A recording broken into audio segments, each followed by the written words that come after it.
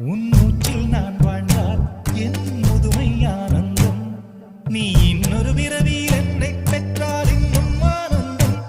பனி கொட்டும் மாதத்தில் உன் வெப்பம் ஆனந்தம். என் காது வரைக்கும் கம்பளி போர்த்தும் கருணை ஆனந்தம். சொந்தம்